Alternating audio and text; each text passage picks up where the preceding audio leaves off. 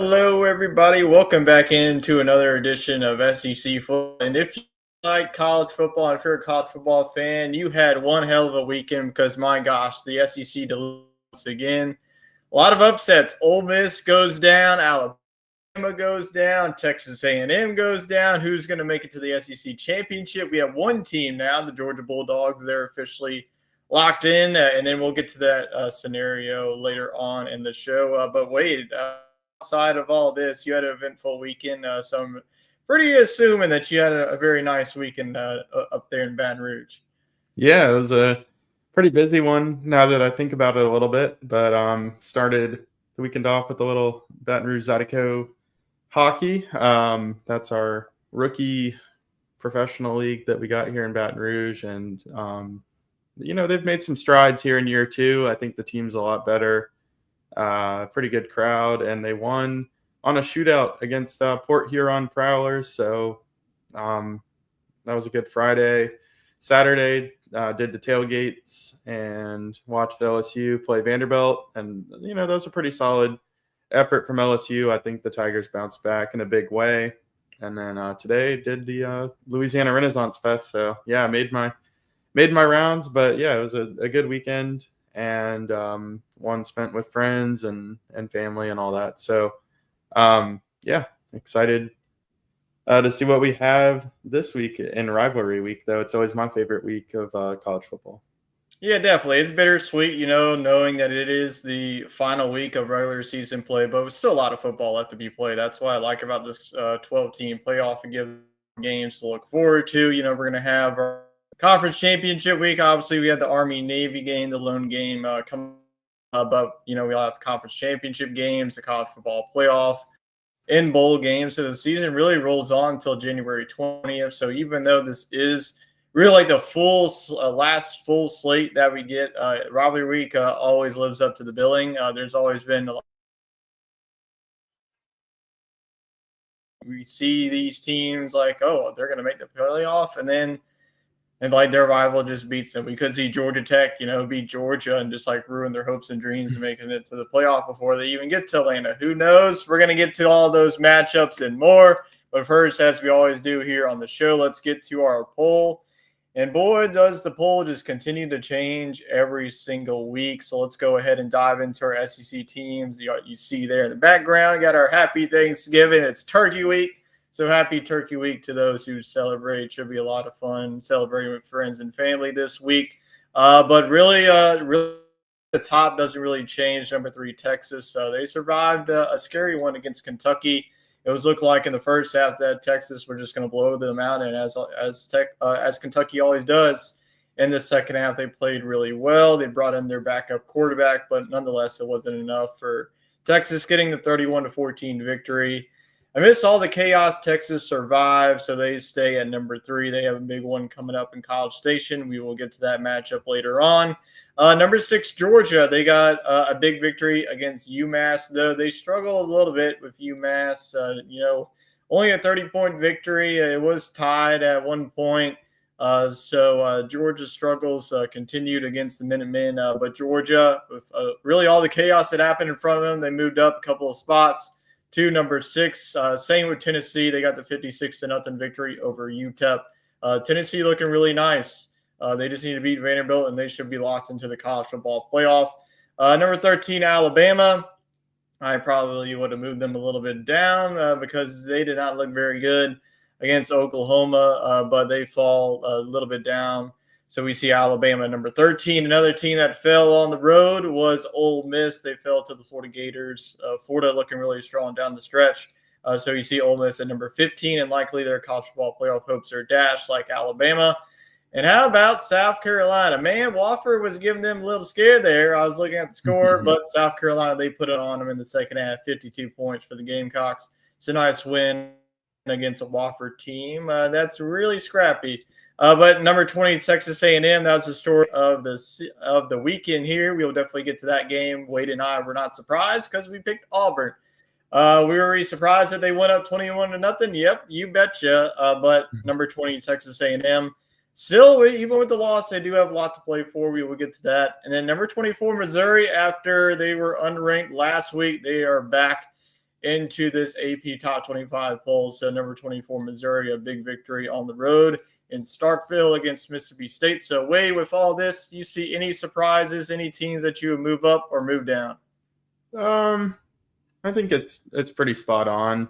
I think Tennessee's kind of the benefactor in all this. I think they were a team that was on the outside looking in going into the weekend. But they did have the common win, or I guess the tiebreaker win over Alabama. So that was always going to help them. But Ole Miss has to be kicking themselves. It was set up for them to be in Atlanta, which was like a 3% chance of happening. All they needed to do was handle business against probably two of the bottom four teams in the conference, with Florida and Mississippi State, and they couldn't get it done on the road. Jackson Dart was uncharacteristically bad. So to me, that's the biggest mover right there is Ole Miss in a negative way. But and same for Alabama. I mean, they just had to beat one of the worst teams in the conference. And then again next week against Auburn, and they couldn't do it either. So I think they're appropriately ranked. South Carolina, I mean, they're gonna make a push at it. If they look really, really good against Clemson, I think there'll be some people on that panel that want to give them the 12th spot because of how hot they're playing right now. And then Texas A&M and Missouri, it's been a good season, guys, but you're probably out of it. Texas A&M not eliminated yet, but they would have to win the SEC. Yep, I definitely agree with all that. Ole Miss kicking themselves for losing to Kentucky. That was definitely a bad loss. And the LSU game, too. I mean, that was a game that they had pretty much the whole entire game, and LSU took the lead when it mattered in overtime. That was the last play. And then Alabama, all three of their losses have come in the SEC and also on the road, to Vanderbilt, to Tennessee, and now to Oklahoma. So that's a tough road for Alabama. So we will see if both Alabama and Ole Miss really don't want to say nothing to play for, but you don't have any college football playoff aspirations anymore. So interested to see like what those teams' mindsets will be heading into rivalry week, because it's still bragging rights. Alabama, Auburn, Ole Miss, Mississippi State. And yep, we will get to the college football playoff scenarios for some of these teams later on the show, so stay tuned for that. But in our final week here in the regular season, 8 teams have snuck into this pool. We will see what happens on Tuesday. And usually I ask you to do your top 6. I'm not even going to ask you that because it's a little crazy right now. It's a little crazy out here in the college football landscape. So I don't want to provide that headache for you. So we're just going to move on, keep it light here as we talk about this poll.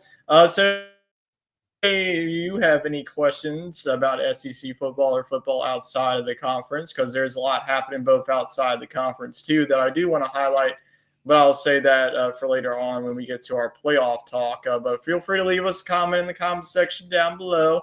Could be something about Thanksgiving. It's that type of week. What's your favorite dish or something?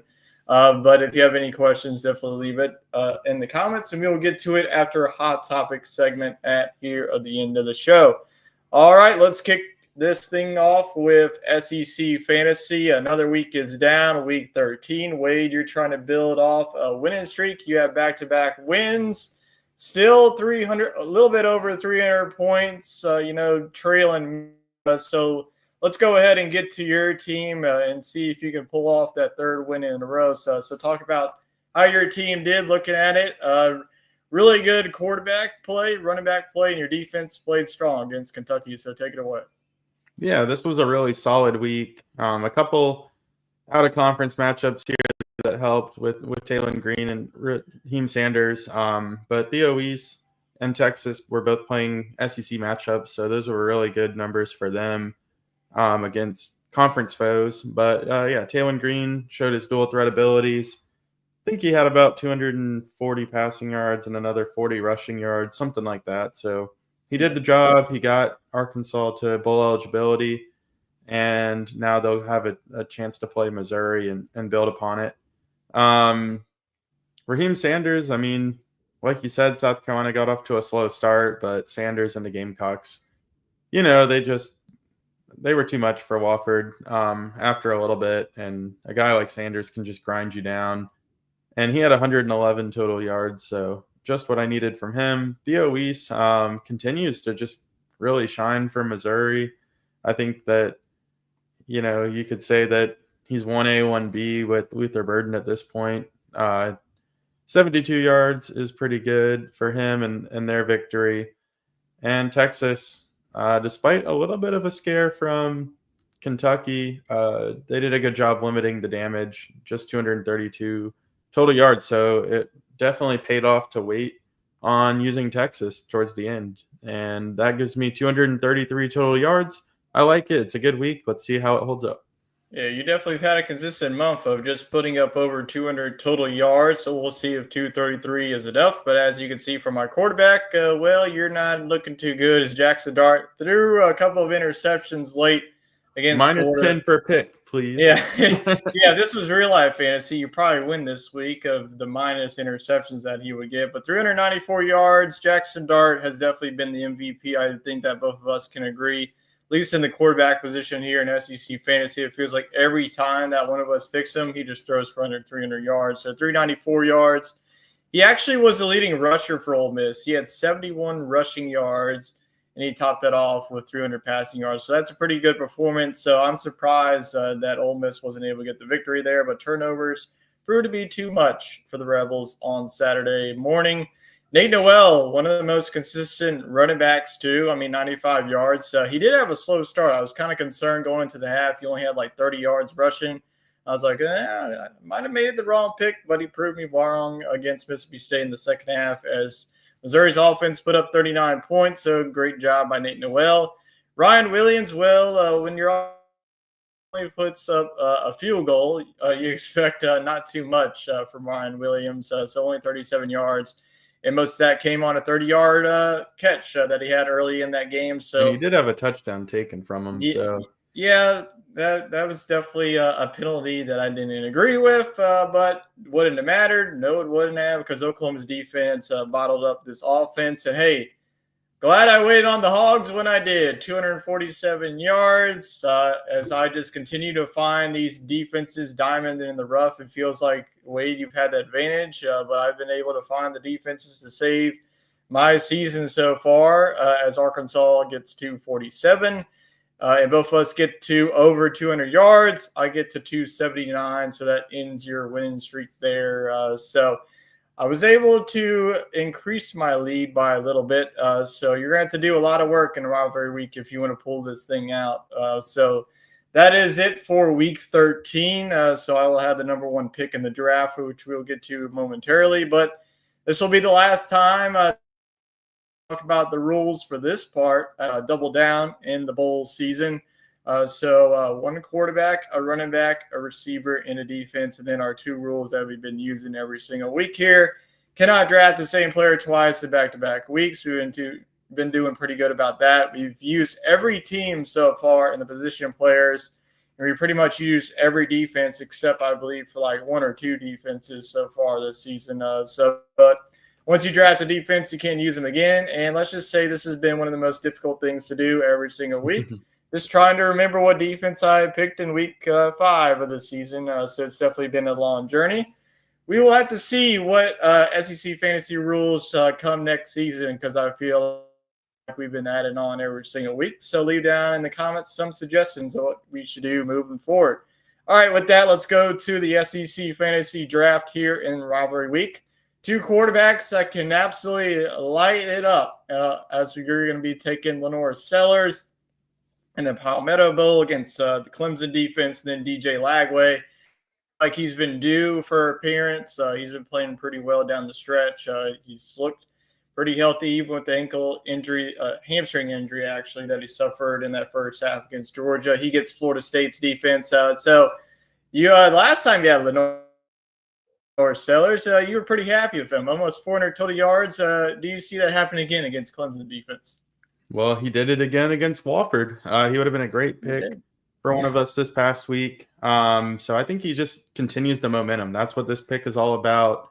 As you can see, we're both picking on the ACC with our young quarterbacks here playing on the road in in ACC environments, but I think they're both up for the task. Both of these guys have really turned their team season around, I feel like. So, yeah, I have a lot of confidence in what Lenore Sellers can do. He's starting to throw the ball really well. I mean, he's going for over 300 yards in the air, and then he's always a threat with his legs. So if he could add 50 or 60 rushing yards on a 250, 270 yards passing, I mean, that would be a really, really good effort in rivalry week, and it might just get the Gamecocks the win. Yeah, Lenore Sellers is one of the most underrated quarterbacks in the SEC this season. He's been playing phenomenal down the stretch, and that's why South Carolina is in the spot that they are in. DJ Lagway, like you mentioned, we're picking against the ACC, and I have a big reason why, because Florida is playing a hapless 2-8 Florida State team that is definitely not as good as they were last year. And Florida State, I feel like in the past couple of years, have dominated this series, and Florida is just going to want to kick the ever-living crap out of the Seminoles at their own place and just embarrass them. So DJ Lagway, the number, haven't been like gaudy that Lenore Sellers has been doing, but I'm hoping for some big numbers in this rivalry game. So give me DJ Lagway. I expect this one to be over pretty quickly, as Florida, they've been playing well. Their defense has been playing well as well. So give me DJ Lagway. He definitely deserves to be on SEC Fantasy, even if it comes at the last week of the season.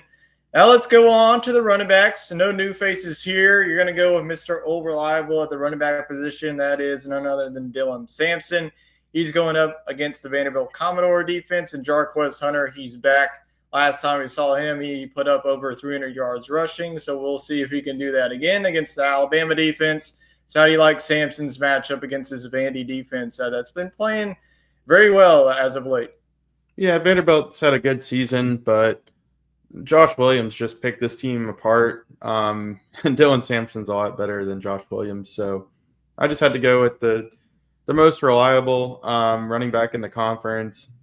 He had another 100-yard game this past weekend, but they were able to give him a little bit of rest. So I think he's going to be good to go against Vanderbilt and Tennessee. I mean, look, you said it in the opener.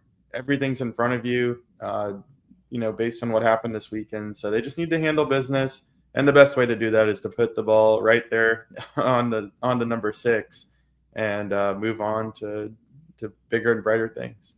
Yeah, Jarquez Hunter, on the other hand, coming off of a good game. 3 touchdowns against A&M, 130 yards rushing, and Alabama just gave up 254 yards rushing against Oklahoma.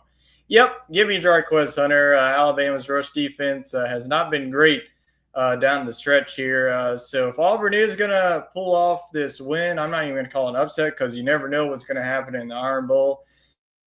Auburn could be like 0-12, and they could still pull off the victory if they wanted to. So Jarquez Hunter, he's been playing really well for Auburn here. So give me Jarquez Hunter. I think he's going to get some magic. Give me a couple touchdowns, maybe another 100-yard rushing game. I will take that, especially after the Sooners just ran hog wild against his defense. So these are probably going to be 2 running backs that we're going to be looking at come Sunday when I'm punching the numbers, that both of these guys are going to be at the top of the SEC in rushing this weekend. Now let's go on to the pass catchers. See if we have any new faces. We do have a new face on my side, at least, Le'Veon Campbell. He's been playing really well. I mean, Lenore's been targeting him, the Nevada transfer. And then Aaron Anderson, you picked him a couple of weeks ago. He played pretty well for you. Get an Oklahoma defense that really just shut down Alabama's defense. I'm curious of why you're going with Aaron Anderson, even in a tough matchup against this Oklahoma defense. Well, I think that Aaron Anderson is a safe pick because he's going to run some of those intermediate routes, the crossing patterns. He's really evolved into a more reliable receiver for LSU. In fact, he's been the wide receiver 1 the last 2 weeks, and he's no longer just a deep play threat. So I like him against Oklahoma. Oklahoma played a brilliant game against Alabama, but this team also has had their fair share of defensive woes. South Carolina put up 35 on them, had no problem moving the football. Auburn had 400 total yards on them. So it can be done. Oklahoma did a terrific job of containing a mobile quarterback. LSU doesn't have one, so they're going to spread it around. And I think Anderson can continue his momentum. but I hope he doesn't continue it too much because I'd love to see this guy back in purple and gold next year. I mean, I think he could really become the Tigers wide receiver one in 2025. Yep, absolutely. So yeah, if LSU wants to win that game, it feels like either Lacey or Aaron Anderson is going to have to put up some big numbers. And I feel like more I think about this is a lose-lose for me because if Campbell has 150 yards, well, that means Lenore Right to the Sellers is bank, having baby. a pretty good game. But you know what, It's Le'Veon insurance Campbell. for you, though. It is. Yeah. Yep. I had to just get him on here. I feel like he's been too good to not be used here and against Clemson's defense. That's been playing a lot. I mean, South Carolina just got to ride with the hot hand and how this offense has been playing. So Le'Veon Campbell gets the nod for me. Now let's go on to the defenses. And I feel like this is where you have the biggest advantage here of the week. You're going to go with Florida's defense against the sorry Florida State Seminoles. And I'm going to trust the Auburn Tigers to do what Oklahoma did. Just limit Jalen Milroe. Get me like 300, 350, something around there. Don't do what you did against Kentucky and give up 500 yards. That's all I'm asking, Auburn. But for you got to feel pretty confident with this pick. I mean, this late in the season, you get the Gators against Florida State. You got to feel pretty confident with this one. Yeah, Florida, I mean, they just didn't really wow me at any point in the season. So I never picked them here in our Eliminator Defense Challenge. So it was a good one to have in my back pocket, knowing that, Florida State's not really good. So if I got to rivalry week and they were there, I felt like I could take them. But after the performance they had against Ole Miss, it was a no-brainer. Originally, I think I would have gone with Ole Miss against Mississippi State. But honestly, I think the Bulldogs are going to put up some points on Miss. I think Ole Miss is kind of dejected. So I'm going with the hot team with the Florida Gators. And if our viewers are curious, the teams I did not use are the Ole Miss Rebels and the South Carolina Gamecocks. So those are pretty good, two good defenses. That's weird that you did not use South Carolina's defense all season. Yeah, there was some times that I probably could have. I mean, I definitely could have last week, but I had Texas in my back pocket, and so yeah, there was some times with like Missouri and Auburn and Kentucky that I let up a lot of yards to you. So I think next year I'd take a little bit different of an approach, but it did work out to use teams like Vanderbilt and Arkansas early in the season so that I could have my choice of defenses here at the end. So we'll see, but I do like the rule. I think it's been a fun strategy for the two of us. Yeah, it's definitely been fun to do this throughout the season. And for Auburn, let's just say that you're not going to get anything in the middle with this defense. They're either going to give you a good game or they're going to give up like 600 yards offense to this Alabama team. Nervous. Wade, if this is ever for you to come back, it feels like SEC Fantasy 2024 season is going to come down to what the heck this Auburn defense is going to do against Alabama. So I'll definitely be watching this one. And sweating bullets to see if they can keep me into this race because that would be a big lead to give up if I were. But we will see. That's why we like this rule. It makes it interesting. Even if I'm controlled the most of the season, I mean, you still have an opportunity to take this thing. So we will keep track of those. Get back with you on next week's show to see how our teams did. Let's if we do this whole entire season without being in the negatives, that's like the greatest thing that we've ever done on the show so far. Definitely a good group accomplishment.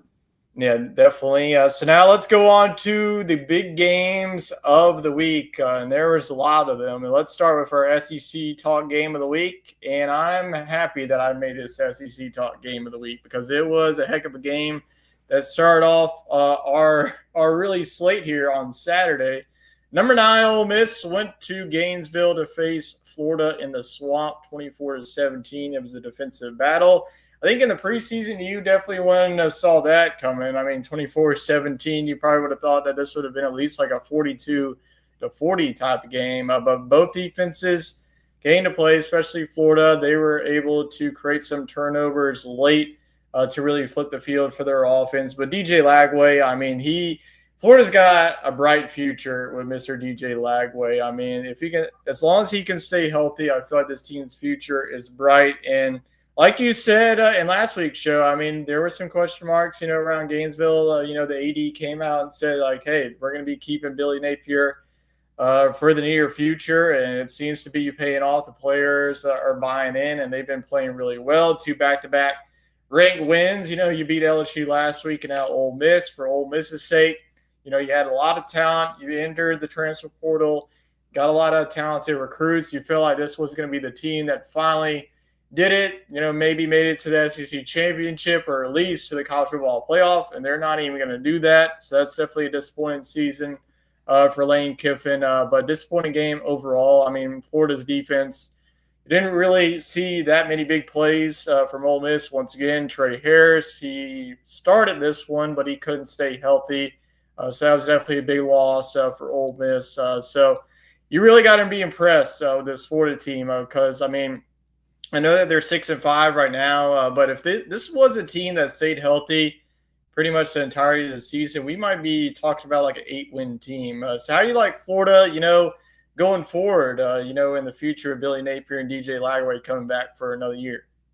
Yeah, Billy Napier did a fantastic job this season, and kudos to Florida and their administration for just sticking with them, seeing the vision. This was as hard of a schedule as you could put a coach in front of, and next season's going to be tough too. So you're just going to have to recognize that. And if you go 8-4, I mean, that's incredible. I think 7-5 this year if they beat Florida State. So 7-5 is ahead of schedule for me. I mean, I thought this team was going 5-7. There for a little bit, it looks like they might go 4-8. So, yeah, good job by Florida here to win big games against LSU and Ole Miss. And I think they should really have no problem with Florida State. So they could finish the year on a three-game win streak, potentially 4 games. Yeah. Yeah. So for Ole Miss, I mean, I don't know. You had your disappointment against Kentucky. I mean, that one really just is a head scratcher. A tough loss against LSU and a tough loss here against Florida. And then sandwiched in between there, a big win against Georgia. So I think, like you said, the talent was there to get to Atlanta and to get to the championship, but they were too inconsistent and they didn't play a team brand of football. And much to Lane Kiffin's demise, this team just did not get up for 11 a.m. football games. Nope. Hey, he did not ever he said himself that, why don't we ever get night games? I feel like Lane Kiffin's worried too much about, all the things that he can't control and needed to be more what this team was doing every single week. But nonetheless, good win for Billy Napier's squad. They get to bowl eligibility. That's another team that we'll be talking about in the bowl season moving forward. So congratulations to the Gators, looking strong down the stretch. I would definitely pick them to win, the Florida State game and their bowl game, depending on what their team is. But they're a scary team moving down the stretch. Here's a good win for the Gators. Let's move on to one of the surprises of the weekend, and that was number 7 Alabama traveling to Norman, Oklahoma. And I just thought something about this game. Oklahoma was a 13.5-point favorite. People are saying, oh, this team sucks. They're going to get blown out. I thought something differently here about this one. Alabama, I mean, outside the LSU game, they struggled on the road. Oklahoma's defense is elite. Their offense, with Jackson Arnold, if you can create enough plays for them to get down the stretch. But, I mean, it was all like, hey, hand the ball off 60 times. That's all that they had to did. Oklahoma, like I mentioned, 254 yards rushing, so a dominating performance by them. They only had like 60 passing yards, which is crazy. Usually to beat this Alabama team in the past, you would need like 400 passing yards to beat them. But Oklahoma just said, all right, we're going to ground and pound you, and Alabama could not stop them whatsoever. And what helped Oklahoma really extend this lead was that Jalen Milroe threw not 1, but 2 picks, and one of those was a pick 6. So that definitely helped them. Alabama, I mean, Jalen Milroe had 0 rushing yards. So when Milroe has that, well, this is the result that you're going to get. So Brent Venables, tip my cap for them. The game plan was definitely there. They were able to lock. They must have been watching film of what LSU didn't do but on that game. But Oklahoma, terrific win for them. This is another team that's now bowl eligible. I think this is the longest streak in FBS. This has been a team, I think it's like over 20 seasons where they've been to a bowl game. So Congrats to the Sooners. Big win for them. The fans stormed the field. Well, they stormed the field with 28 seconds left. Yes, these fans nowadays just don't know when to storm the field. But great win for Oklahoma. And I gotta say that you also got to be shocked about this of how dominating a performance Oklahoma put on against Alabama. Yeah, I mean, it was kind of reminiscent of the Vanderbilt game a little bit, where you're at a different football game or you're watching a different one on TV, and you see, oh, Oklahoma's up 10-3, and it's kind of funny. You text your friends, but then you look at it after halftime, and it's 24-3, and you're like, what the heck? Alabama still isn't in it. The Ryan Williams touchdown gets taken away. It's still 24-3. And you really start to believe it. And I didn't see this one coming. I thought Alabama had turned a page. I thought that, this team really had something special going, and that the college football playoff format was going to help them because you can get in with 2 losses. And I don't even know that they were looking ahead for Auburn. I mean, Auburn's not that good. So I don't really know how to explain this one, but Oklahoma really schemed it well against Milroe. You expect a guy like Brent Venables to be able to do that. So, I thought maybe they would contain him, but not to the level that they did. So, yeah, kudos to Oklahoma. They're getting to a bowl game. We'll have more players to pick from in our SEC fantasy season, so that's always good. But, yeah, big time win here for the Sooners. And for Alabama, when's the last time that they went 1-3 on the road in the SEC? I mean, that's just I couldn't tell you what right. Yeah, it's got to be at least the pre-Saban days for sure. Yeah, I mean, usually you're scared when Alabama's coming into your house, and I guess LSU fans should still be, but everybody else took care of business. All right, yeah, it's just like all of a sudden, like Jalen Milroe just has like the game of his lives against LSU, and outside of that, like all the other road games, he hasn't really done that much. So I think that you got to give credit to the defensive coordinators of these teams who were able to scheme around him. And like if Jalen Milroe can't beat you with his legs, he can't really beat you with his arm. So great win by Oklahoma. If you thought that this was the last upset of the SEC slate, you were wrong because there was another one. And my gosh, this was a wacky and crazy game in the Plains. Number 15, Texas A&M at Auburn. Auburn wins this one 43-41 and not 1, not 2, not 3, but 4 overtimes. Yes, 4 overtimes. It came down to the 2-point fest that you saw a couple of years back. That rule got implemented after the 7 overtime game and that one game. But Auburn, like I told y'all, like they were up 21-0 at this point. You had a touchdown by Jarquez Hunter. You had 2 touchdowns by Cam Coleman. It was boom, boom, boom. You thought like, okay, Auburn, they're just gonna mosey their way to an easy victory against A&M, but A&M was able to respond pretty quickly with a couple of touchdowns. They tied it up 21-21. Then it was a back-and-forth game. A&M took the lead late, and then Auburn had a little bit over a minute left. Peyton Thorne on 4th and 2. He had a 23-yard run, which was crucial. They were nearly close to getting a game-winning touchdown, but they had to kick a field goal. They were able to make it. Then we went to the overtime periods. Both teams scored a touchdown in the first overtime. And then in the second overtime, it was both kickers making it. And then we went to third overtime, which started the 2-point conversions. Both teams did not make it. And then in the fourth overtime, Auburn, tremendous catch by, once again, Cam Coleman. Cam Coleman is only a freshman, people. So you're going to be seeing a lot of him. Using him a lot more. Yeah, in SEC fantasy, you might see Cam Coleman moving forward. And then Texas A&M was a great play call, but Amari Daniels dropped it, and that was all she wrote as Auburn gets the big victory. They moved to 5-6. So with that note, if they do beat Alabama, that's another team that gets to bowl eligibility. Texas A&M, like you mentioned, still hope is all not lost. They would have to win the SEC, but to get there, they have to beat the Longhorns. So that's a difficult task that A&M has. So this was a brutal loss for them for their college football playoff hopes.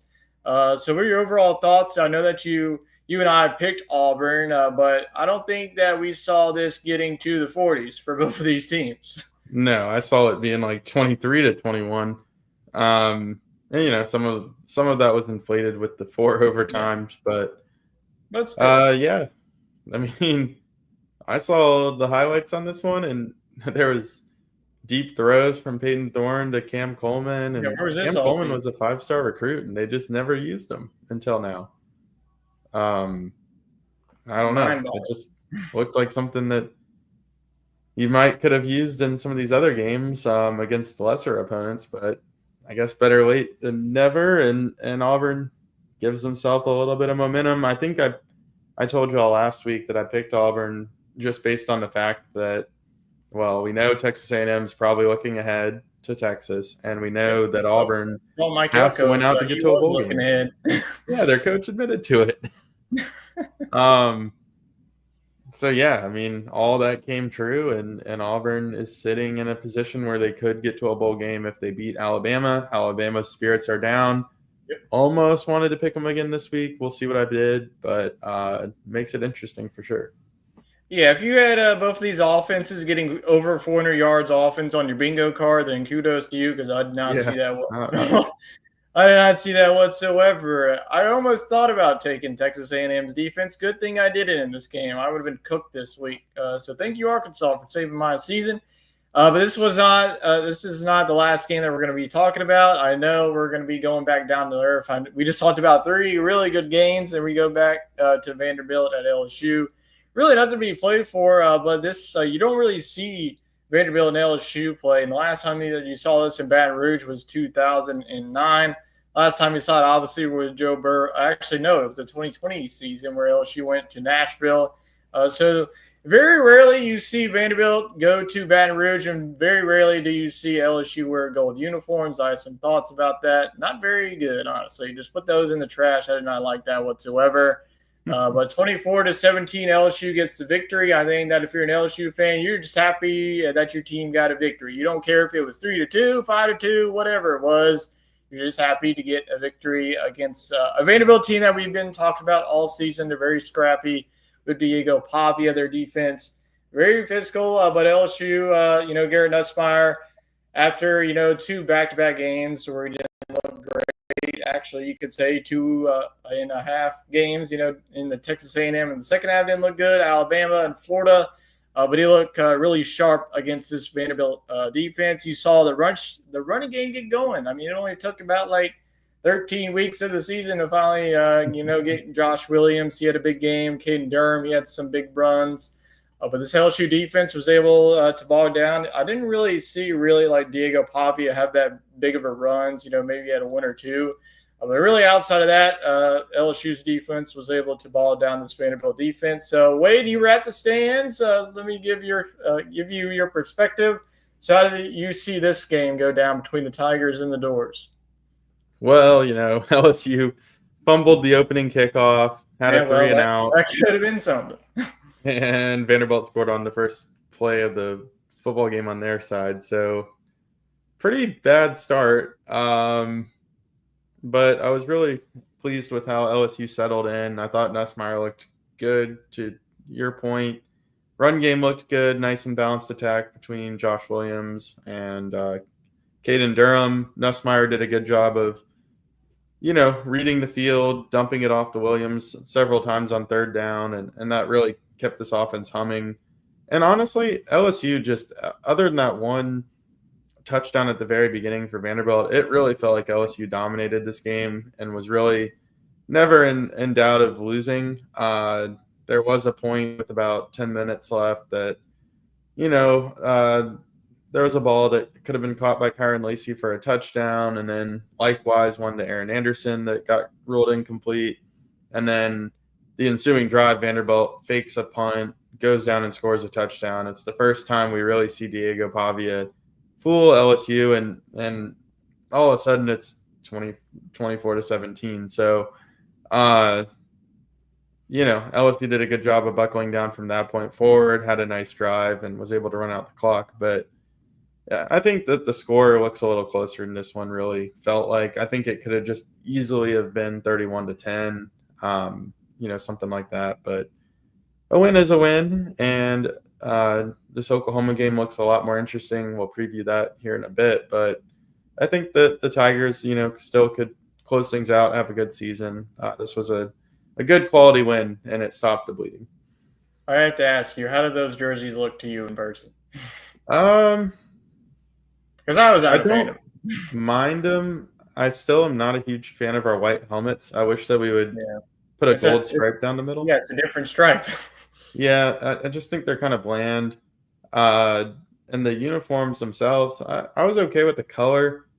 I am curious why we ditched our traditional number font. Um, but yeah, it's a decent little one-off. I feel like we did a lot of alternates this year, though, and we didn't even Yeah, wear our there best was 6 alternates. different uniform combinations I saw. Yeah, I look, I don't like That's the. going away from tradition a little bit too much. Yeah, I'm not a fan of the all white, so they did that twice. So that, not a fan of that. They did not wear white, purple, white, which usually is a Do fan we see a favorite. 7? Or do they go And back to the tradition?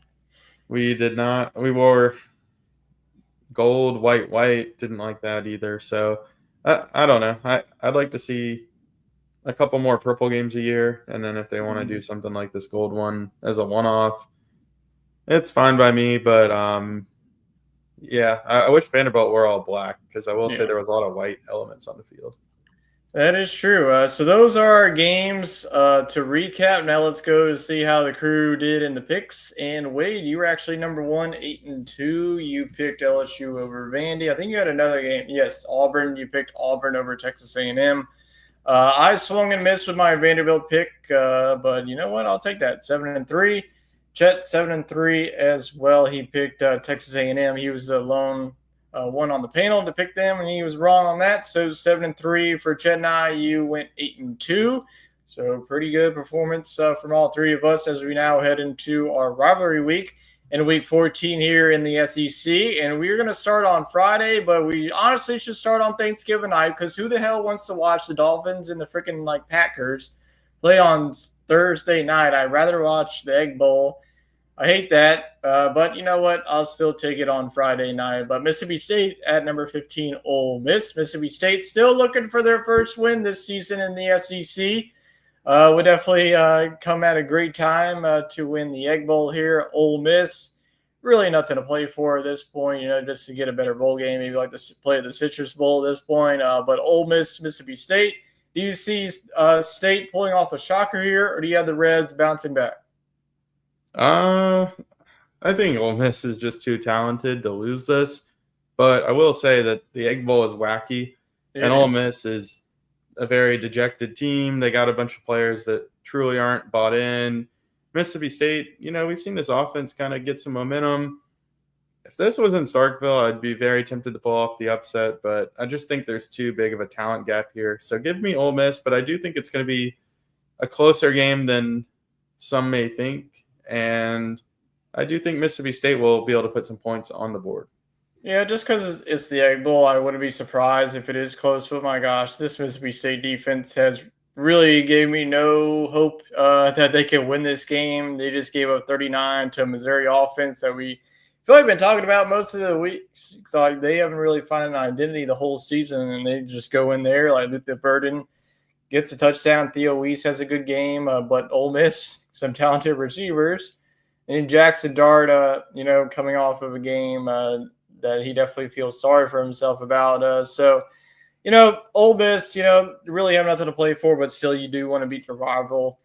So I'm going to go with Ole Miss. Will it be close? Not really. I think that this is just too much of a talent gap. I know that this is the Egg Bowl. Crazy things have happened, but Ole Miss, I think that they just dominate here. Get the victory here. Chet doesn't think so. He's going to go with the Dogs. Pull off the upset here on Black Friday. So maybe you get your shopped in and then get around the family, get you a little beers or something and watch this game. So we're all both picking Ole Miss, and then Chet's going with the Dogs of Mississippi State. So that's our first upset. So maybe the upset specialist is back after a dud of a couple of weeks where he hasn't picked any upsets. So we will see what happens now as we go on to our Saturday slate, 11 a.m. game in Athens, Georgia, between Georgia Tech, which has been a team that just loves to pull off upsets if you have a number by your name. And that's exactly what Georgia has there, number 6. This game and series has been dominated by the Georgia Bulldogs. So do you see that continuing, or do you see the Yellow Jackets pulling off one more upset of the 2024 season? Another one that I would be tempted to take the underdog if it was at their stadium, but I think Georgia sees what's in front of them, and I don't think they overlook Georgia Tech. But again, the talent gap is too great. So give me Georgia in this one. Georgia Tech's just had no luck against UGA as of late. Yep, UGA is definitely focused here down the stretch. They're already locked into the SEC championship. So, I mean, the hell, they could lose this one and still be good if they win the SEC championship game. This game definitely means a lot for Georgia. Georgia Tech, I mean, here with another victory, they could get themselves lined up for a good bowl game. They're already bowl eligible here. But this Georgia Tech team has been playing well against the big names. You know, they beat Miami at home. They beat Florida State when, Florida State was all like high and dandy before their really down spiral of a season here. So I think that Georgia Tech keeps it close, but nonetheless, Georgia gets it done. Carson Beck has been playing well as of late. I think that this defense overall is just going to bog down Haynes King in this game. So give me Georgia. Do we see another upset? Yes, we do. He might be feeling himself or something this week. He either going to start off 2-0 or 0-2, I feel like, as he goes with the Yellow Jackets on the road to pull off the upset. So those 2 upsets for Chet. Wade and I just continuing on with the chalk here. Moving on to the next game. It's our really rarity that you see a conference game in rivalry week. Number 7, Tennessee at Vanderbilt. Vanderbilt's still already locked into their slate, though, that they would love to do nothing less than to boot their rival out of college football playoff contention. So you're going to go with the Doors at home, or you think that Tennessee locks up a college football playoff spot here with a victory? I think Tennessee knows what's in front of them, and I think they're disciplined enough on defense to shut down Pavia. Even though it's a road game, I'm going to go with Tennessee. I think it's pretty simple. You just run the ball with Dylan Sampson quite often. Don't make it too hard on your quarterback. So, yeah, give me Tennessee. Yeah, Vanderbilt will make Tennessee sweat here, but I think that Tennessee, they're on a mission here. With a victory, they're in the college football playoff, and they make Wade and I look smart because we had this team be our dark horse team of the preseason. They're looking pretty strong, only 2 losses on the season, 1 to Arkansas, 1 to Georgia. So I think that Vanderbilt, Diego Pavia, you're always going to get a very physical game, a 4-quarter battle. But like you mentioned, I mean, Dylan Sampson, you just saw Josh Williams have success against this team. So I think that they could just hand the ball off to Dylan Sampson. Look for Nico as well. I think that he can be a dual-threat quarterback that can beat Vanderbilt. So I think that Vanderbilt hangs with them for 4 quarters, but too much Tennessee in this one. Does Chet continue with the upsets? No, he doesn't. He stopped there as we all going with Big Orange in this one. In the battle of Tennessee here between Tennessee and Vanderbilt. So we'll see if Vanderbilt has one more upset in them. Nonetheless, though, a very good season for the Commodores. Nonetheless, whatever happens in this one. Moving on to the Palmetto Bowl at 11 a.m. game. Another one which is sinful because this is going to be a top 16 showdown. Number 16, South Carolina. Number 12, Clemson. The last time that we saw these 2 teams face off against each other, it came down to special teams out there in Death Valley. So we'll see if South Carolina can continue that momentum. Clemson, still in the ACC title race, though, that they would need Miami to lose to Syracuse. SMU is already locked into that. But this feels like a potential college football playoff winning your in scenario. So you got in this Palmetto Bowl between the Gamecocks and the Tigers. Yeah, this one is a pretty interesting matchup. It is on the road for South Carolina. It's at noon local time. I thought this game was going to get a little bit more national love, but you do have a very high-stakes game with Texas and Texas A&M. I thought game day would have gone to this one, not to A&M and Texas, but that's just me. Yeah, it just allows them to do their whole show there and do the whole, double up with Herb Street being there. But I thought this game has more appeal than the Iron Bowl. I maybe would have put it at 2:30. But nonetheless, I think it actually plays to South Carolina's advantage. that it is a little earlier being a road game.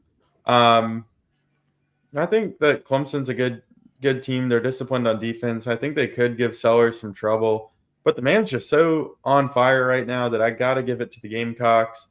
And you got a hell of a running back that you can rely on too. So I think the veteran leadership with Raheem Sanders plays a big role in this, and I think it allows Norris to put some play actions in line and really make some big plays. So yeah, give me the Gamecocks here in a grunt match. I think it's going to be very close. But yeah, give me South Carolina. Let's go 31-28.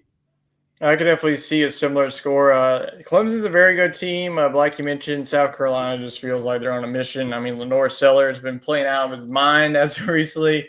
You got a guy like Raheem Sanders that has been in these big game and big environments. So I think that, as long as South Carolina's defense can really limit the big plays of Cade Klubnik, because you saw, his big run against Pittsburgh. So he's a guy that can beat you with his legs too. So I think that South Carolina's defensive line, I really like the way that they've been playing down the stretch. So give me South Carolina 34-31. I think it's a little high scoring game down to a field goal as the Gamecocks get a good victory. I think I agree with you. I think that 11 a.m. this game being at 11 a.m. Our time, 12 p.m. their time, I think that the Gamecocks get a big victory and finish out regular season 9-3. I don't think many of us saw 9 wins for this team, but my gosh, they've been the story of the season for us here on the show. And Chet's going to complete the sweep here as we're going with a rarity here. It's hardly ever that we just go with the same team in a rivalry game, but we're all feeling confident on the Gamecocks. So South Carolina, please don't let us down in this one. We're rooting for you to beat Clemson and knock them out of the playoff because we want as many SEC teams here in the dance. Let's move on to the next one, Louisville at Kentucky, the Battle of the Governor's Cup. Louisville coming off of a dominating performance against Pittsburgh. Kentucky, if you have a number by your name, well, they're going to play very strong against you. I feel like every time that we have this game, you're always on Kentucky. So is that streak going to continue for you? I don't know. Part of me thinks this team finally breaks through, but their offense, even in these really close games, they still can't put up great yardage. Louisville's been a team that's up and down. It's a toss-up. What the heck? Guess I'll go with the Cardinals. Well, you flipped on me, so you're going to go with the Cardinals? I'm going to stick with my guns. I'm going Kentucky. I'm All flipping right, again. You're going to go with Kentucky. Well, I would have gone with Kentucky. I flipped so much in my head, I didn't even know who I picked. So I'm picking Kentucky again.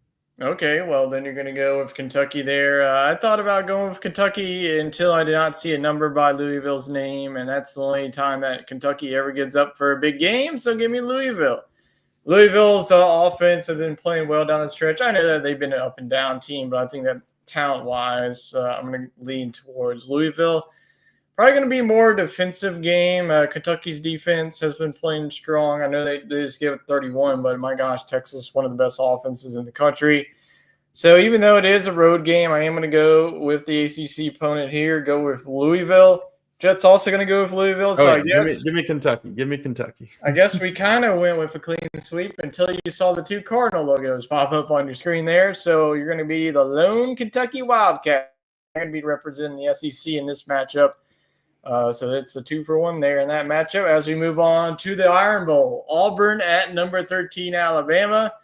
Every year we just have fireworks. You just never know what you're going to get in this one. You just got to tune into this one, and that's why it's at 2:30.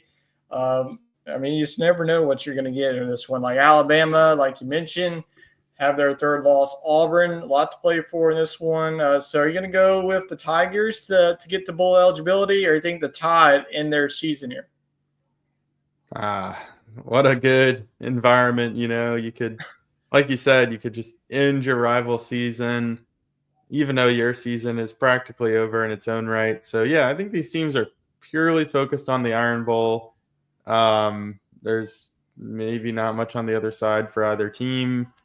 Alabama's going to be dejected, but they've played well at home, and they're not Ole Miss. So I think that DeBoer will get these guys going. So give me Alabama in a squeaker. It's always kind of close, but Besides Jarquez Hunter, I just don't see Auburn having much success against Alabama. The newfound passing attack was great against A&M, but I just don't know if that'll translate in this one. Yeah, I don't know if this is going to be a defensive game or this could be like a 45-40 game. Just like you just don't know what you're going to get in this game.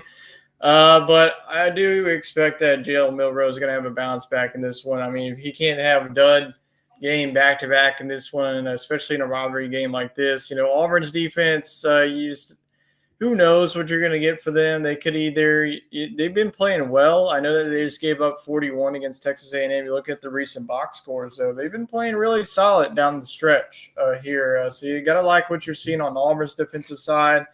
Alabama, they got to clean up on the rush attack because, you got to deal with Peyton Thorne, who can beat you, Jarquez Hunter. So I feel like both of these teams have the same problem. Like, how do we limit the running quarterbacks to not really beat us? And you said that it was only Jarquez Hunter. Well, you must have forgotten about our boy Cam Coleman. I think that he's going to be playing really well. And like you mentioned, like Alabama has really nothing to play for. Auburn, they're playing for the postseason. And give me Auburn to pull off the upset. I'm not caring. This is the Iron Bowl, people. Crazy All things right, let's see it. Auburn's going to get that 6th win, and Alabama's going to get their 4th loss. I'm saying War Eagle, they're going to beat them. Jets going to go the opposite, and all right, I'll take this one. There's no way that we could all pick Alabama in the Iron Bowl. I mean, come on. We did it last year, and it almost bit us in the butt. Alabama needed like a miracle to get out of there. So I think that you would probably went with Auburn. This wasn't Jordan Hare, but since this is in Tuscaloosa, you probably decided to go with Alabama. So 2 on the Tide, and I'm the lone War Eagle on this one. So we'll see how that shakes up in the standings. Now let's go on to a border war here of Arkansas and Missouri. Well, if you tuned into last year's game, it wasn't much of a game. Missouri put it on the Hogs last year, but Arkansas, much improved team with Taylor Green. You got JaQuinton Jackson, Andrew Armstrong. Missouri, they might have found their offense maybe a little bit too late, but they found their offensive identity with healthy Brady Cook, Theo Weiss, Nate Noel, and Luther Burden here. So Arkansas at number 24, Missouri. Do you think that this is another Missouri game that they dominate, or do you see the Hogs, getting some revenge? Because you don't like getting your ass whooped by your rival. So how you like the Hogs or you like the Tigers here in this matchup? Man, this one could go either way. It could. It's a coin flip. It's at Missouri, but I like Arkansas more as a football team. I think Missouri is just kind of another team that's lost their hope for the season. So give me the hot hand. Give me Arkansas in this one with the road upset. Yeah, this is definitely going to be a game to watch. I think that this is like an underrated game that, this is just Arkansas, Missouri. I'm not going to watch it. But I think that this is going to be a treat coming down to the wire. It's probably going to be more offense than defense here. I think that both offenses are starting to feel themselves. I mean, Taylor Green, you can run all over this Missouri defense. You could definitely get out of hand here for Missouri. But I like the way that Missouri has found themselves, putting up 39 points against Mississippi State. I know that Mississippi State's defense isn't good. But once again, I'm going to say not so fast. I'm going to go with the home team, go with the Missouri Tigers. I mean, I know that they're out of college football playoff contention, but still could get to a good bowl game. I mean, they could still get to 10 wins here. They get to 9 if they win this one. They get to 10 to get to a bowl, to get to that, if they win the bowl game, they get to 10 wins there. So I'm going to go Missouri in a close game against the Hogs.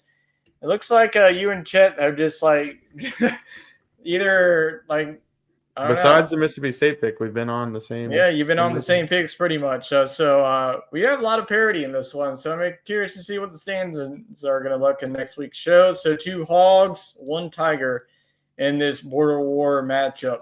Let's move on to the next one, the Sunshine Showdown. Not really much of a showdown, as one team is 2-8, and the other team's already locked up a bowl game here. But Florida at Florida State, like I mentioned, the past couple of years have been dominated by the Seminoles.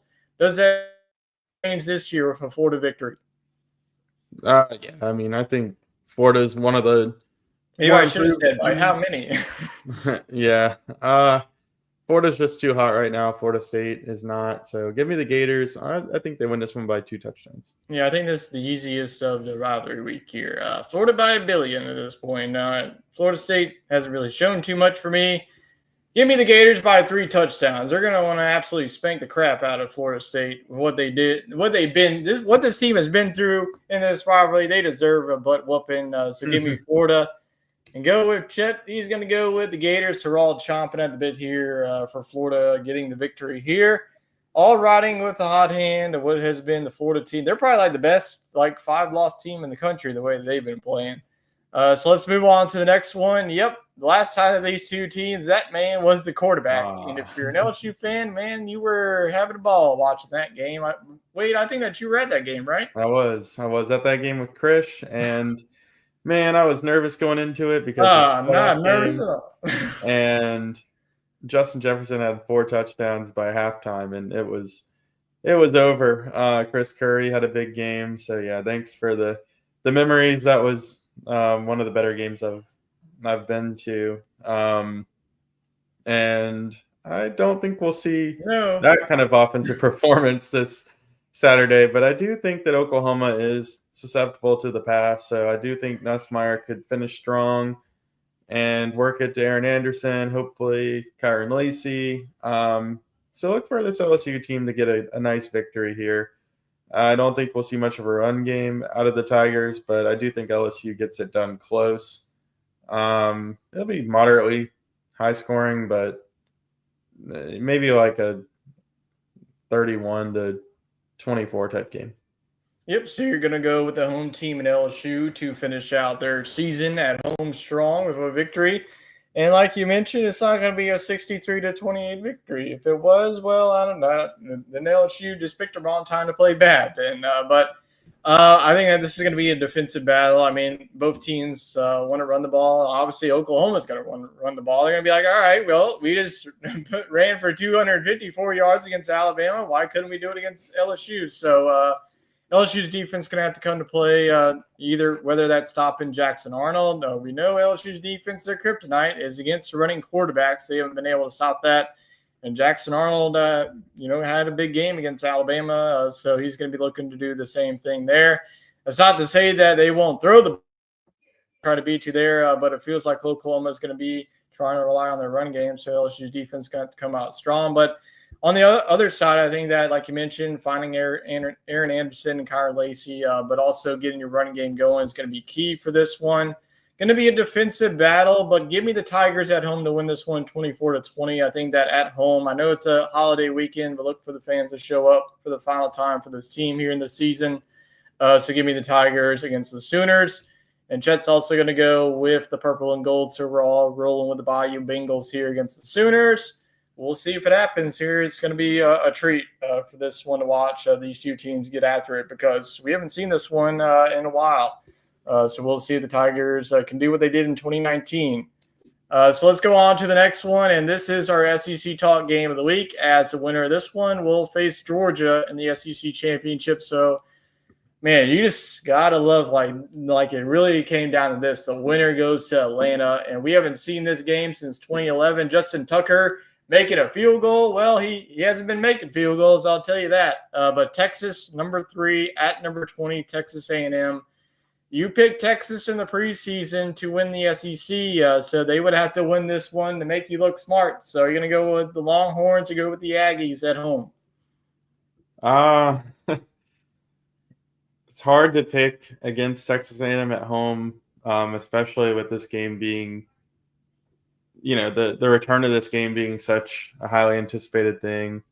But A&M's just not looked very good lately. And Texas was – yeah, the defense has kind of fallen apart. And Texas was my preseason pick. So I'm going to avoid the chaos. And I'm going to hook the horns here. I think they finally get that ranked win and kind of shut up the haters. Yeah. I feel like a lot of people say Texas hasn't beaten anybody. Texas, what do you want to do about it? Like they play the teams that they play on their schedule. I mean, but the out of conference against Michigan first year in the conference. Yeah, you can't really do anything that Michigan hasn't really proven that, they put up 50 points against Northwestern. So we'll see what they can do against Ohio State this weekend. But going to be a really good game. I'm definitely going to be tuning into this one with Texas and Texas A&M getting after it. I'm happy that this rivalry is back on the gridiron. Last time we saw it, it came down to a field goal. I wouldn't be surprised if it came down to a field goal once again. But like you mentioned, Texas A&M's defense hasn't been playing like they were in the first half of the season. They really struggled against an Auburn team. That offense we talked about for most of the season hasn't really had much. But Texas offense, their quarterback situation definitely going to be one to watch because Quinn Ewers, he's getting an MRI on his ankle. But even if you have Arch Manning, I know he's a freshman. He ain't going to be scared walking into this environment. But since it's in College Station, I thought about going with A&M, but I feel like, I know that this team isn't looking forward to it, but you got to, have in the back of your mind, we get to play Georgia again, the team that we got spanked at home. So I think that Texas, we get a date with them against Georgia. Going to be a fun game in College Station, but I think that Burnt Orange crew gets it done there. And are we going to finish the sweep? Yes, we are. We're all saying hook 'em horns. I wasn't expecting that. Yeah, wasn't expecting. I thought one of us would pull the trigger on A&M, but I guess not. So we're all rolling with Texas to win this rivalry game. Now let's go on to our hot topics. So we only really have one SEC championship scenario. Like I mentioned at the start of the show, Georgia is locked in. Who would have thought that they would be locked into the SEC? They were the winners of the weekend, that's for sure. Yeah, they were definitely. They're just playing UMass, and now we have to play Georgia Tech. We're done with the SEC. But looking like the Dogs are going to have to win that one if they want to get to the college football playoff. So I guess that's like a win-lose scenario because they were probably already in the college football playoff, and now if they lose that SEC championship game, they're out. So that's okay. If you win, you get the first round bye. Yeah, if you lose, you're probably out. So you're kind of playing for double money, whereas before you maybe were in, but you're gonna have to go play a road game somewhere. So the playoffs kind of start in Atlanta, if you want to think about it like that.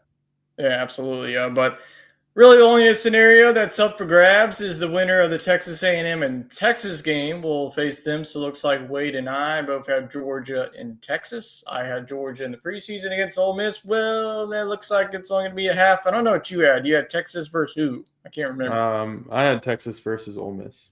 Oh, well, thank you for nothing. Or Texas versus Missouri, one of the two. Oh, well, thank you for nothing, Missouri. Oh, well, at least they did better than Ole Miss. They only had 2 losses in the SEC so far. But you had them have 3 because you picked Arkansas. I would be it's going to be fun, whether it's Georgia versus Texas or Georgia versus Texas A&M. That's going to be a fun environment in Atlanta. So we're looking forward to that. So next question. We talked a little bit about this when we were talking about Florida, but should we buy stock in Florida heading into the 2025 season? Well, in today's college football world, it says a lot when you know that your head coach and your quarterback are coming back. And I don't know what Montrell Johnson's situation is with eligibility, but if he could come back, I think this team would have one of the better cores to build around. And I think they could go find a receiver or two in the transfer portal and really be a threat. But no, I'm not going to buy stock in them to the point where they're going to win the SEC or anything like that. But I definitely think this team is in a lot better shape than they were heading into the season. And that's, again, a really good accomplishment based on who they've had to play. So I'm buying stock on Florida at the moment. For sure. Yeah, they passed my expectations. I didn't even see this team get into a bowl game. So the fact that they could get to 8 wins at the end of the season would be huge for this team. A lot of momentum that they can build. Go into the transfer portal, get some new additions because DJ Lagway is going to be your starting quarterback for the next 2 seasons with Mertz. He's a 6-year senior, so he's going to be gone. Montrell Johnson, he's a veteran, so we'll see what he does. And, the defense really playing well down the stretch. So as long as this team can be healthy, I think that this is a team that not going to say is going to win the SEC, but could get to 8-9 wins next season in the regular season. Next team we'll talk about is South Carolina. With all the chaos that happened, it feels like South Carolina's now in a scenario they could be in the college football playoff contention. So do you think with a win against Clemson, does the Gamecocks have the resume to make the college football playoff this season? Yeah, if they beat Clemson convincingly on the road, absolutely. I think that you'd have the big win most recently, as well as some resume boosting wins against Texas A&M, Vanderbilt, Oklahoma now looks like a better win, and some close losses True, against. that was a dominating victory against the Yeah, at Oklahoma too. Yeah. But the ugly is that you do have the big loss to Ole Miss. You have the close loss to LSU, close loss to Alabama. But look, the SEC is the most deep conference in the league or in the country. So a 3-loss team from the SEC is always going to be right there on the cusp, season in, season out. What they need to have happen to help them, probably for the Big 12 to beat each other up. It's happening. And it is. You'll take care of Clemson. You'll knock They would them probably out. need the ACC to be a one-bid league. They'd probably root for Miami. Yeah, who's Miami playing this week? Miami is playing Syracuse in the Dome. Okay. But even if South Carolina beats Clemson, Clemson would still make it to the ACC championship if Miami were to lose that game, because Clemson's already done with the ACC. SMU, they're looking like, but I mean, since it's the Power Four, you're going to have like the winner of that one. So it's either going to be SMU or Miami. But the loser of that one, loser of that game is most likely out because they'll have 2 losses. I think if Clemson loses, it's a one-bid league. Yeah. Yeah, so it would have to probably be Miami to lose to Syracuse, and then Clemson would have to lose to SMU for it to be a one-bid league. So not looking likely that the ACC is going to be a one-bid league. It's most likely going to be Miami and SMU. I mean, SMU could still lose that game. They would still have, be 10-2. Still have a nice resume for them. Yeah, and then you got like Indiana. I don't think you can make an argument over a 1-loss team with a 3. I think you could make the argument for the Gamecocks over SMU or Miami or Clemson, however that shakes out. So it's going to be interesting, but I do expect them to be one of the first couple teams out. But to me, it depends on how they win. Like where they're ranked, I think it's going to be if they're 15, 16 in the range before they play Clemson. I think that would be huge. But I think you got to win big. Like you got to make a statement. Like if you win by 15 to 20 points, I mean, I don't see how you can deny them. But if it's like, a field goal or a touchdown, probably not. But they're definitely in position to do it.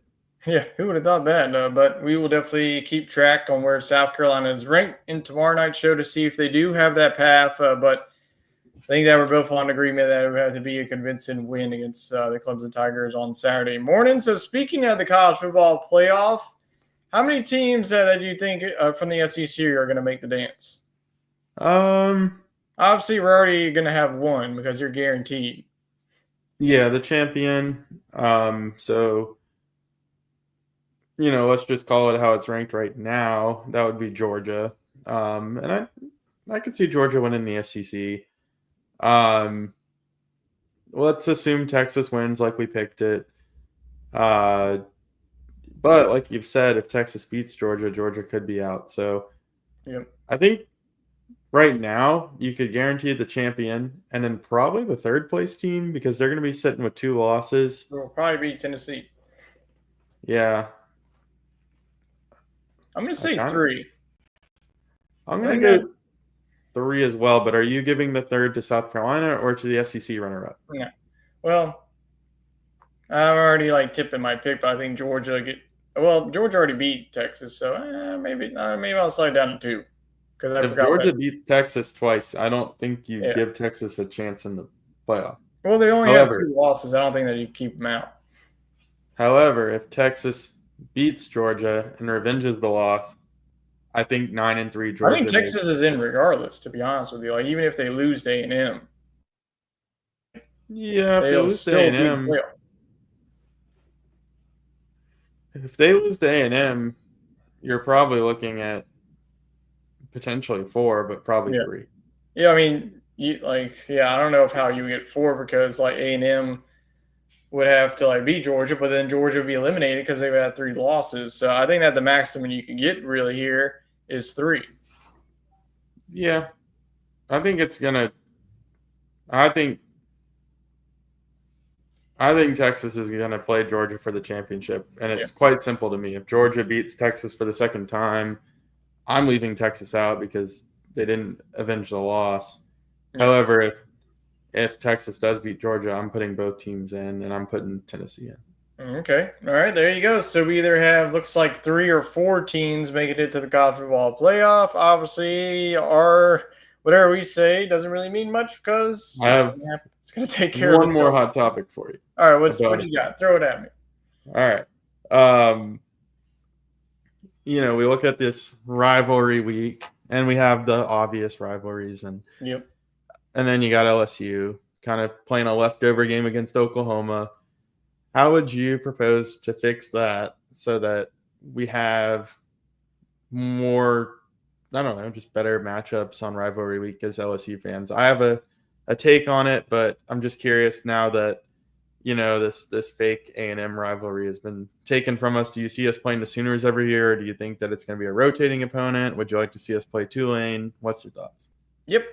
Are you still what I was about to say? I think that like the last week, like the rivalry week, should be like you're done with SEC play at that point. So I don't think that you should have like any conference Minus like game. the Iron Yeah, Bowl and like the Egg minus like Bowl. the Iron Bowl, the Egg Bowl. Like you keep those games. Like maybe you keep the Arkansas Missouri game, and then obviously the Texas A&M game. But like maybe you could keep Tennessee and Vanderbilt just because it's like Well, if in-state you battle. have a natural rival in the conference, sure. But yeah, I think that for LSU's sake, I would love to see them play Tulane or like Louisiana or I know it's like not none of these like the Florida State game where it's like you're not playing There like would be some good interest there. another Power Four conference. But yeah, I think that you bring back the Tulane game because I feel like you haven't really had that game since what freaking the No, 2007. I think it's the not in a last time long that you had time. that game. I think it would be great for the state to alternate that game between the Dome and Yep. Tiger Stadium, or Oh just yeah. play it in the Dome every year. Yeah. And Because I mean, you it's got a going to be bunch a of neutral people site back game. for the Like I holidays. know, like it would be in New Orleans, but obviously LSU fans would travel there. But yeah, I think I would rather play Tulane at the end of the season. Like bring back the the old SEC battle between Tulane and because Tulane they've been playing really well. So I think that would be better game than I think that some people would think. And it would give Tulane a chance at a big victory Yeah. each year. So I love it. I don't know if it would happen. My more realistic solution. Yeah, it kind of just sucks because like you did have the LSU versus Arkansas game, but now like you're playing Oklahoma, like Well, LSU and and Oklahoma ain't that's where I'm rivals. going with this. Is I think LSU Arkansas is going to be a protected game, and I think that Arkansas and Missouri is going to be a protected game. I also think that Oklahoma and Missouri should be a protected game. I would propose that Arkansas and LSU go back to playing on Thanksgiving weekend. It's a border rivalry. Yep, trophy game. LSU has more of a draw than Missouri, and then I would put Missouri and Oklahoma. Yeah, I still like LSU Play. Tulane at the end of the season. Oh, I do too. Look, we can't even get Bedlam to happen anymore because of these conferences. So there's just a lot at stake. I love the Tulane idea, no doubt. But I think the SEC should at least consider the switch of letting us play Arkansas every Thanksgiving, and then letting that Big 12 rivalry between And if you think about it, that game was on Friday too. LSU Arkansas used to be the Friday afternoon game with Missouri, I don't know who they played. It might have been Oklahoma when they were in the Big 12, but you had Arkansas LSU and move back the Egg Bowl to Thanksgiving night too. Because what the heck are you doing? Take Thursday, Friday, Saturday. To me, that's the way to do it. And I think maybe you rotate who plays on the Friday games, and then give the state of Mississippi Thursday. Yeah. So they give them the spotlight. They deserve it. All right, that is I definitely agree with you. I think you bring up a good point. I mean, you're like you've been doing this for a couple of years. Like before the SEC thought of this grand idea of going like the 8 and 9 SEC games schedules, you were right on it. So if you want to create your schedule, go to Wade. But that is it for our show on SEC Talk Rivalry Week. I cannot wait to watch some of these top games throughout the week, starting on Friday and ending on Saturday night. So we're definitely going to recap some of the big games in next week's show. We're going to be looking ahead to Georgia versus the winner of Texas versus Texas A&M, and who will be playing in Atlanta. So it's probably going to be a little bit short of a show. Obviously, we're going to have one game, and then I think that we're going to have some of the other conference games that we're going to be picking here on the show. So we're going to be going a little bit out of conference next week, but still mainly focused on the SEC championship. So still a lot of football left to be looked forward to. We'll have a couple more shows here before we close 2024 off and end it here with a bang. So we appreciate everybody for tuning in. Hope everybody enjoys their Thanksgiving. Hopefully, don't get into a food coma. Enjoy your football on Thursday. Maybe the Lions can finally win a game on Thanksgiving. We're going to be cheering for that. But appreciate everybody for tuning in, and we will see y'all next week here on SEC Talk. So long for now.